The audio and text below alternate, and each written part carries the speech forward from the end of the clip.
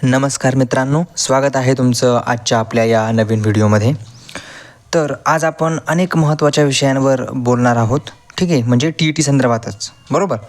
पण तुम्ही जर शेवटपर्यंत हा व्हिडिओ बघितला तर तुमच्या मनात कुठलीही शंका राहणार नाही आहे. अत्यंत जबरदस्त असा हा व्हिडिओ आजचा होणार आहे. त्यामुळे शेवटपर्यंत राहा. TET आणि CTETमध्ये फरक नेमका काय असतो, TETला माध्यम कसं निवडायचं, ठीक आहे. माध्यम फार महत्त्वाचं असतं. मुलं कोणतंही माध्यम घेतात आणि मग पुढे जेव्हा आपण सरकारी नोकरीमध्ये सरकारी शिक्षक म्हणून रुजू व्हायचं आपल्याला असतं, त्यावेळेला जे अप्रूव्हल घ्यावं लागतं त्यामध्ये प्रॉब्लेम निर्माण होतात. त्यामुळे ते माध्यम वगैरे कसं निवडायचं काय वगैरे हे सगळं आजच्या व्हिडिओमध्ये आपण सविस्तररित्या बघणार आहोत. ठीक आहे. तर अजिबात वेळ वाया न घालवता आजच्या व्हिडिओला मी लगेचच या ठिकाणी सुरुवात करतो आहे. या ठिकाणी अत्यंत कष्टपूर्वक PPT या ठिकाणी बनवलेली आहे, त्यामुळे नक्कीच व्हिडिओ शेवटपर्यंत बघा. तर हे मी आत्ता जसं सांगितलं की TET आणि CTET यातील exam pattern, syllabus, language, medium वगैरे यामध्ये आपण बघणार आहोत. आणि D.Ed B.Edमध्ये जे शिकत आहेत त्यांनी कसा अभ्यास करावा TETचा, ठीक आहे. ज्यांचं D.Ed आणि B.Ed झालेलं आहे त्यांना तर फुल टाईम पूर्ण वेळ मिळणार आहे. परंतु जे D.Ed आणि B.Ed करतायत त्यांना वेळ कसा मिळेल, कारण व्यावसायिक कोर्स असल्यामुळे संपूर्ण दिवसभर या ठिकाणी कॉलेज असतं आणि ते सोडून त्या व्यतिरिक्त कसा वेळ देता येईल हे पण आपण शेवटी बघणार आहोतच. शिवाय TET आणि CTET यापैकी कोणती परीक्षा देणे योग्य ठरेल हेही आपण बघणार आहोत. ठीक आहे. TET फारच अवघड असते का, CTET त्यामानाने फार सोपी असते का, वगैरे वगैरे जे काही बाऊ लोकांनी करून ठेवलेलं आहे ते सर्व आपण आजच्या व्हिडिओमध्ये बघणार आहोत. ठीक आहे. तर आजच्या व्हिडिओला या ठिकाणी मी सुरुवात करतो आहे. सर्वप्रथम या ठिकाणी TETविषयी म्हणजे TETचा अभ्यास कसा करावा काय याविषयी एक व्हिडिओ मी आधीच बनवलेला आहे, डिटेल व्हिडिओ बनवलेला आहे. त्याची लिंक वरती आय बटनावर देतो आहे, ते तुम्ही बघितलं नसेल तर बघून घ्या. ठीक आहे. तरी पण थोडंसं सारांशरित्या यामध्ये सांगून देतो. TETमध्ये आपल्याला 5 विषय असतात. ठीक आहे. मराठी, इंग्रजी, बालमानसशास्त्र, गणित, परिसर अभ्यास. हे मी ढोबळमानाने सांगितलं हां. मराठी आणि इंग्रजी असेलच असं काही नाही. भाषा 1 आणि भाषा 2 असते. मला तुम्ही म्हणाल की भाषा 1 आणि भाषा 2 यामध्ये काय, ठीक आहे. या ठिकाणी थोडक्यात सांगून देतो. TETचं सांगतो, मग CTETचं सांगतो, गोंधळ नको आहे. ठीक आहे. तर TETमध्ये मराठी आणि इंग्रजी हा विषय जर तुम्ही घेतला भाषा 1 आणि भाषा 2 म्हणून, तर या ठिकाणी भाषा आपल्याला CTETप्रमाणे कोणतीही निवडता येत नाही. भाषा निवडण्याचे काही फॉर्मॅट ठरवून दिलेले आहेत परीक्षा परिषदेने. ते फॉर्मॅट मी तुम्हाला पुढे दाखवणारच आहे की कोणती भाषा 1 निवडली तर कोणती 2 तुम्हाला निवडता येईल. ठीक आहे. CTETप्रमाणे कोणतीही भाषा आपल्याला या ठिकाणी घेता येत नाही आहे. परंतु पहिल्यांदा भाषा 1 आणि भाषा 2मध्ये काय फरक असतो हे आपण जाणून घेऊ. तर भाषा 1मध्ये गद्य आणि पद्य दोन्ही असतात. ठीक आहे. म्हणजे एक उतारा असतो आणि एक कविता असते. उतार्यावर 3 प्रश्न येतात आणि कवितेवर 3 प्रश्न येतात. भाषा 1 तुम्ही जर घेतली ना तर दोघांवर 3-3 प्रश्न येतात, म्हणजे 6 प्रश्न टोटल तुम्हाला येतात. आणि उर्वरित जे 24 प्रश्न आहेत ते तुम्हाला सरळ सरळ व्याकरणावर विचारले जातात. म्हणून मराठीचं व्याकरण तुमचं पक्कं असलं तर ते 24 मार्क मिळतील आणि हे 6 मार्क तर तुमचे हातचे असतात. जर तुम्हाला मराठी थोडंफार चांगलं वाचता लिहिता बोलता येत असेल तर ते 6 मार्क मिळतात. ठीक आहे. भाषा 2 कोणतीही घ्या तर त्यामध्ये कविता नसते. भाषा 2मध्ये कविता नसते. हा नियम CTETला पण लागू आहे बरं का. भाषा 2मध्ये कविता नसते, फक्त उतारा असतो. किती मार्कांना? 5 मार्कांना. म्हणजे भाषा 2मध्ये 25 मार्काला व्याकरण असतं आणि 5 मार्काला उतारा असतो. पण ते व्याकरण भाषा 1च्या मानाने सोपं असतं. ठीक आहे. त्यामुळे जी भाषा तुमची चांगली असेल ती भाषा 1 घ्या आणि जी थोडी कमकुवत असेल ती भाषा 2 घ्या. ठीक आहे. या ठिकाणी भाषा 1 आणि भाषा 2 याविषयी तुमचं जे काही कन्फ्युजन असेल ते दूर झालं असेल अशी अपेक्षा करतो. काही शंका वाटल्यास कमेंटमध्ये विचारा. ठीक आहे. बाकी बालमानसशास्त्र, गणित आणि परिसर अभ्यासाचा आपल्याला अभ्यास करावा लागतो. बालमानसशास्त्राचा अभ्यास हा तर D.Ed B.Edला तुमचा झालेला असतोच आहे आणि उर्वरित अभ्यास तुम्ही फडके प्रकाशनाच्या पुस्तकातून करू शकताय. गणिताचा अभ्यास, गणित काही फार अवघड गणित आपल्याला या ठिकाणी विचारलं जात नाही आहे. तुम्ही एक 5वी ते 10वीपर्यंतचं गणित जरी केलं स्टेट बोर्डाचं तरी पुरेसं असणार आहे. तोच पॅटर्न परिसर अभ्यासासाठी लागू आहे. 5वी ते 10वीचा परिसर अभ्यास. मग परिसर अभ्यासामध्ये काय करणार आहात?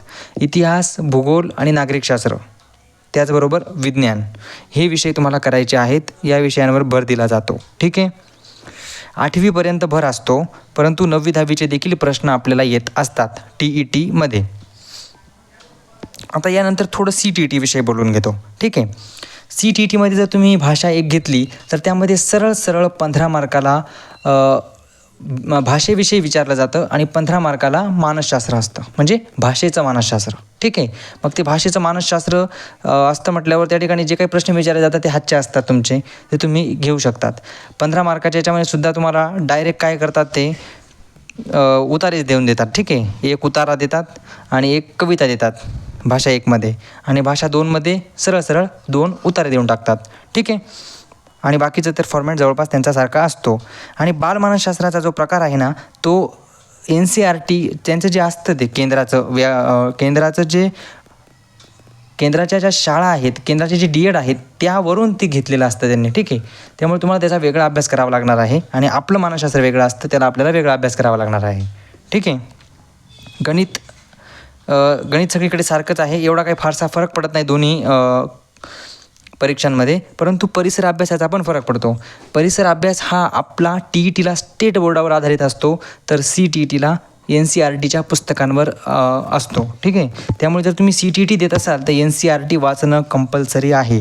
CTET देणाऱ्यांसाठी मी सांगेल की जर तुम्हाला 1 ते 5साठी CTET द्यायची आहे तर तुम्ही 3रीपासून ते 6वीपर्यंत, ठीक आहे, 5वीपर्यंतच असते पण एक 6वी पण घ्यायची त्याच्यात, 3री ते 6वीपर्यंतची NCERT पूर्ण वाचून टाका. ठीक आहे. आणि ज्यांना वरती द्यायची आहे 6 ते 8साठी त्यांनी 8वी 9वीपर्यंत NCERT कव्हर करायची आहे. ठीक आहे. आणि हा फॉर्मॅट जो पुढे मी लिहून दिलेला आहे तो सगळ्यांना माहीत असेलच, एवढं बेसिक सांगण्याची गरज नाही असं मला वाटतं, पण तरी सांगून देतो. प्रत्येक विषय 30 गुणांसाठी असतो, एकूण 150 गुणांची परीक्षा असते आणि हा 3 150चा पॅटर्न लक्षात ठेवायचा आहे. 150 मिनटं, 150 प्रश्न, 150 गुण. ठीक आहे. या परीक्षेमध्ये 150 प्रश्न असतात, त्या प्रश्नांना 150 गुण असतात आणि ते सोडवण्यासाठी आपल्याला 150 मिनटं मिळतात, म्हणजेच 2.5 तास मिळतो. ठीक आहे. ओके. तर TETसाठी कोणती पुस्तकं वापरावी, तर या ठिकाणी कोणतेही व्याकरणाचे हे ते आहे बरं काही, ते या ठिकाणी कोणतेही, या ठिकाणी प्रिंट मिस्टेक या ठिकाणी झालेली आहे.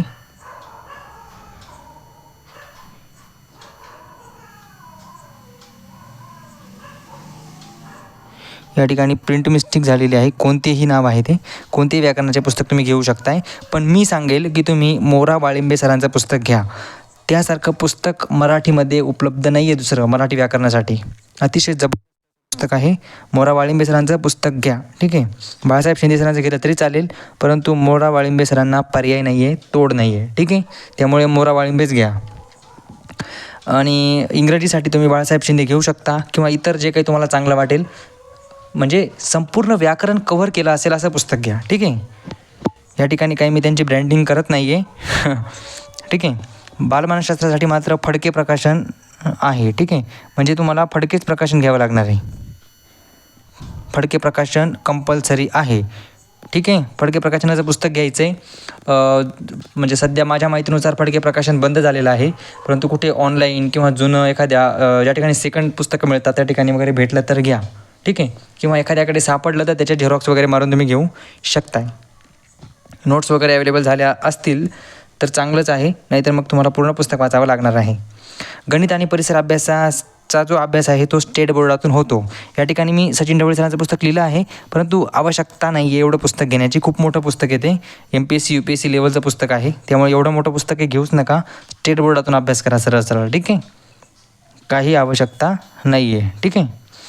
आणि 3री ते 10वी स्टेट बोर्ड पुरेसे आहे. 3री आणि 4थीच्या पुस्तकांमध्ये एवढा काही फारसं नाही आहे. 5वीपासून खरा अभ्यास सुरू होतो, पण तरीही ते 2 पुस्तकं एक टाकून घ्या. ठीक आहे. 3री ते 10वी अशा पद्धतीने तुम्ही अभ्यास करू शकताय. या प्रकारे तुम्ही अभ्यास करा. एक माझ्या माहितीनुसार, माझ्या वैयक्तिक अनुभवावरून सांगतो की 3 महिने जर व्यवस्थित अभ्यास केला ना, 3 महिन्यामध्ये TET काढणं अवघड नाही. ठीक आहे. 3 महिन्यामध्ये तुम्ही TET नक्कीच करू शकताय. म्हणजे आता जरी तुम्ही अभ्यासाला लागलात आणि ऑक्टोबर-नोव्हेंबरमध्ये जरी TET असेल तरी तुम्ही ती आरामात क्वालिफाय कराल, तीही ओपनमध्ये. ठीक आहे. असो, तर आता या ठिकाणी मी तुम्हाला बोललो होतो माध्यम फार महत्त्वाचं असतं. तर या ठिकाणी बघा माध्यमावर आलेलो आहोत आपण. इयत्ता 1ली ते 5वीसाठी TETचं सांगतो आहे, हे TETचं सांगतो आहे. तर बघा या ठिकाणी जर तुमचं माध्यम मराठी असेल, तुमचं माध्यम जर मराठी असणार आहे,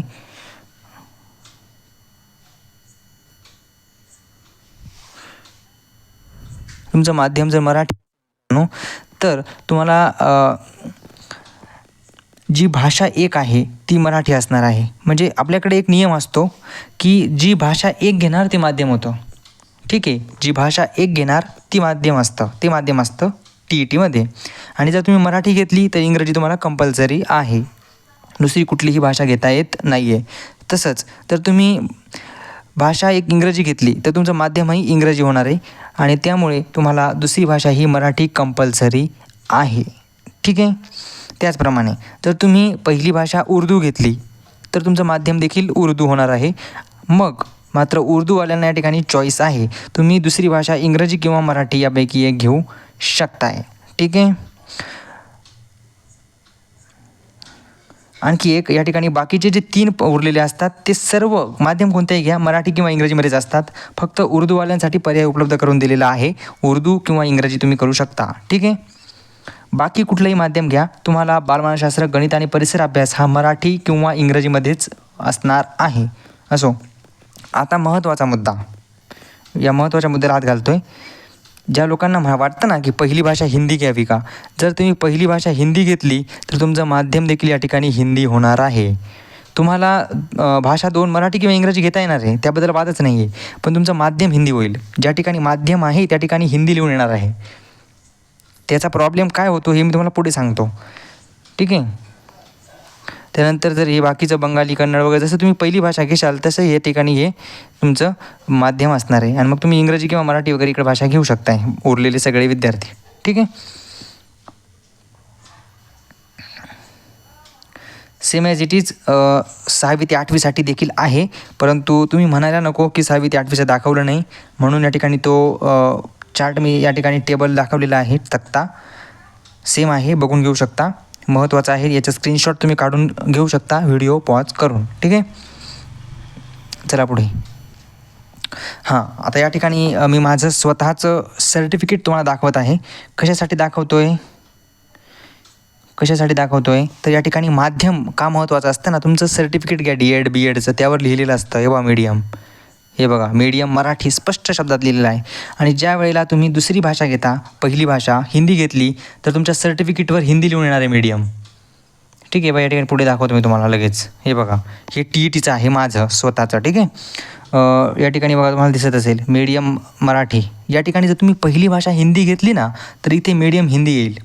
आणि ज्या वेळेला तुम्ही अप्रूव्हल करायला जातात सरकारी नोकरी लागल्यानंतर, त्यावेळेला या ठिकाणी ते मिसमॅच होतं, क्युरी निघते. ठीक आहे.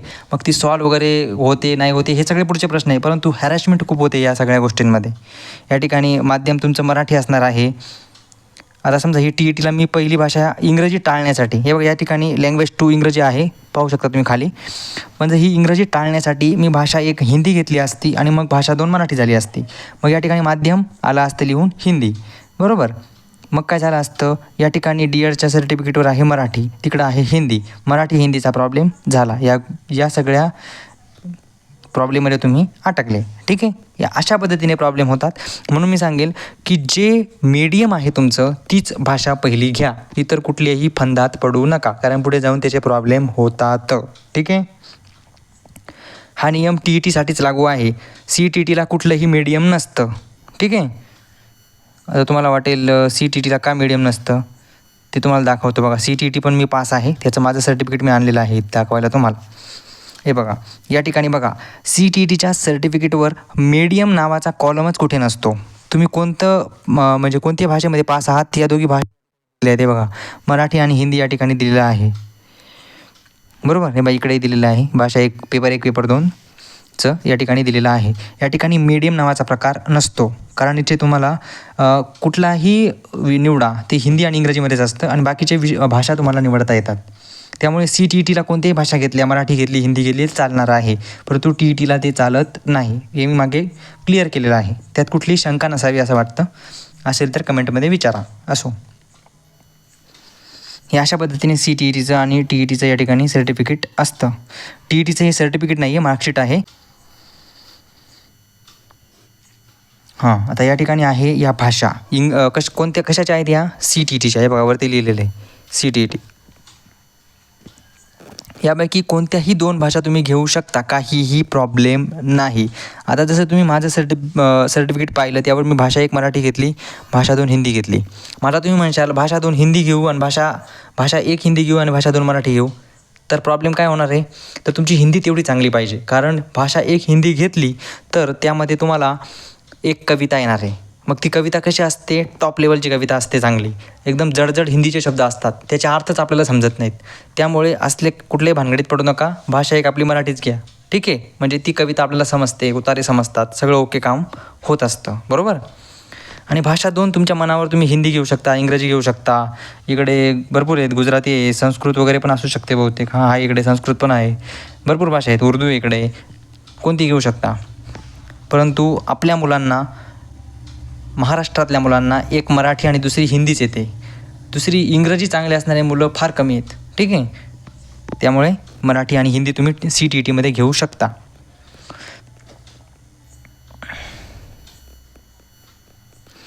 आता ह्या ठिकाणी हे काय आहे? तर या ठिकाणी हे आहे सेंटर्स, CTETचे सेंटर्स आहेत. एवढ्या सेंटर्सवर अमरावती, औरंगाबाद म्हणजेच छत्रपती संभाजीनगर, मुंबई, नागपूर, नाशिक, पुणे आणि सोलापूर, एवढ्या 7 ठिकाणी, फक्त संपूर्ण महाराष्ट्रामध्ये एवढ्या 7 ठिकाणी CTETची परीक्षा होते. हे 7 सेंटर्स आपल्याला CTETला असतात. मग तुम्ही म्हणशाल TETला काय? TETला प्रत्येक जिल्ह्याला सेंटर असतं, काहीही टेन्शन घ्यायचं नाही. काय अपवाद वगळता फक्त, नाहीतर जवळपास सर्व जिल्ह्यांना सेंटर्स असतात, ठीक आहे.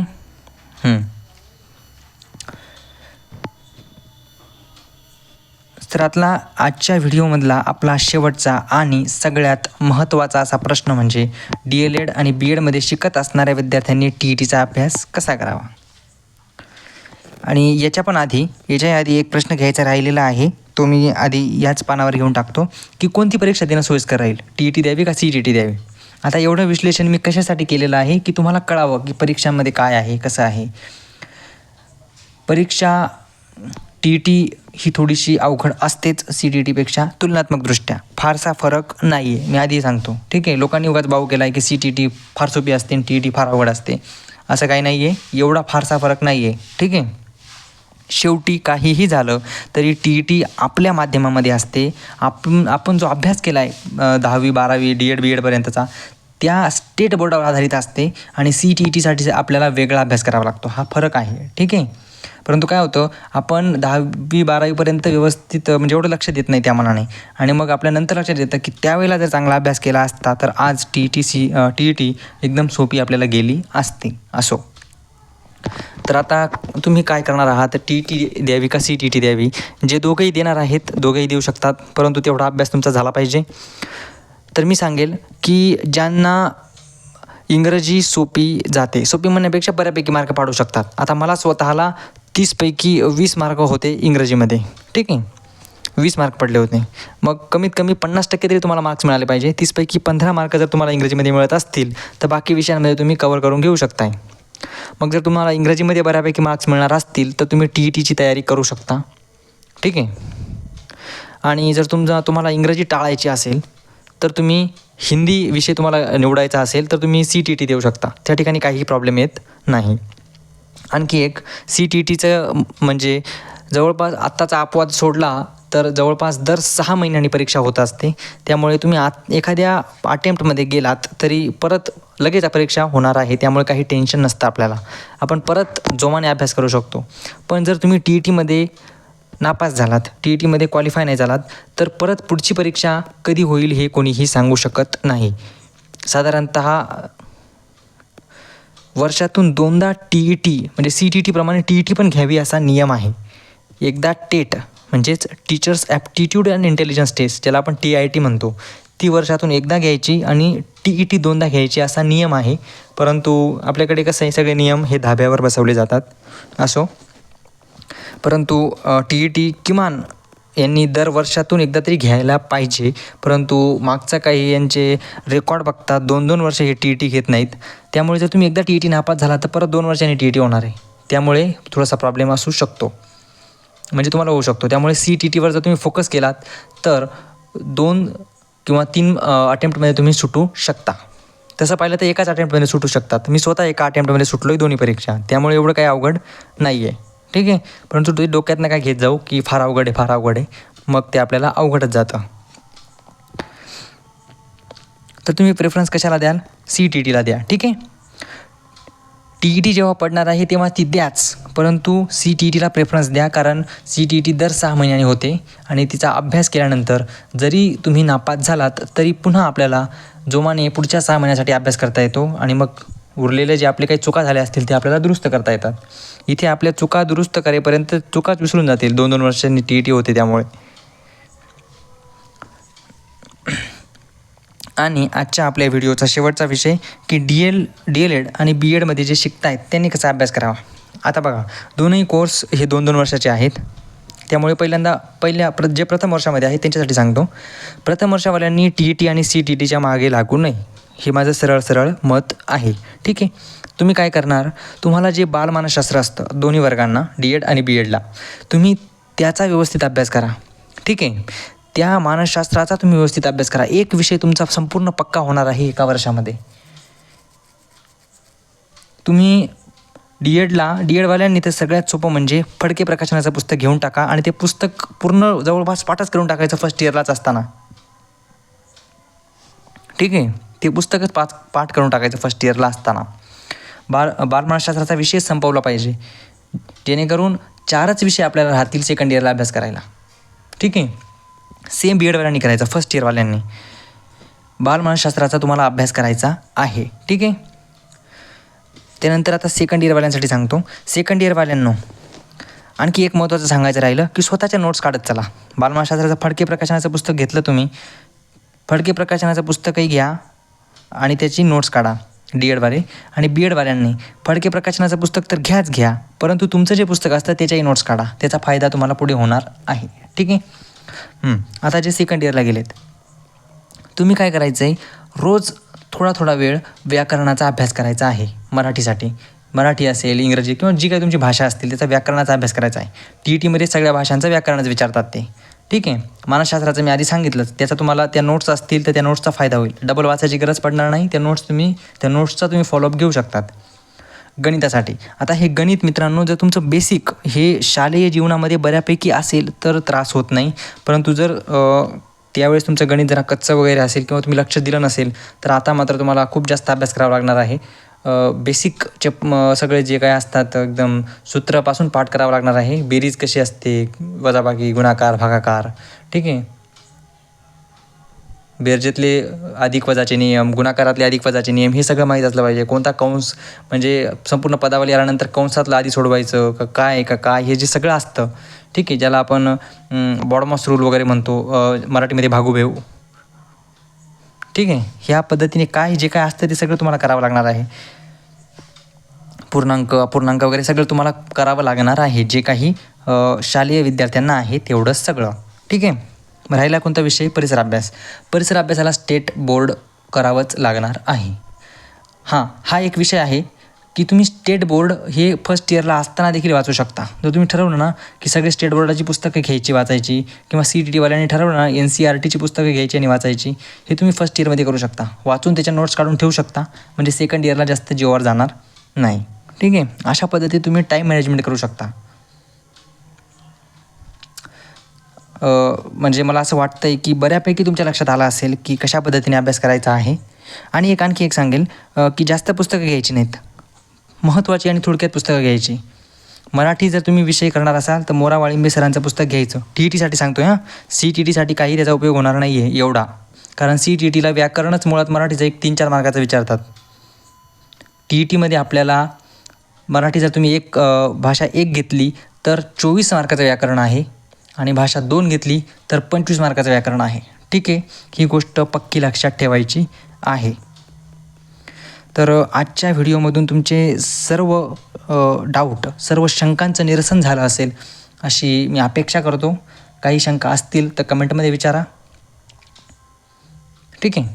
तर आजचा हा व्हिडिओ मी इथंच थांबवतो आहे. भेटूया पुढील व्हिडिओमध्ये. जय हिंद, जय महाराष्ट्र, जय शिवराय.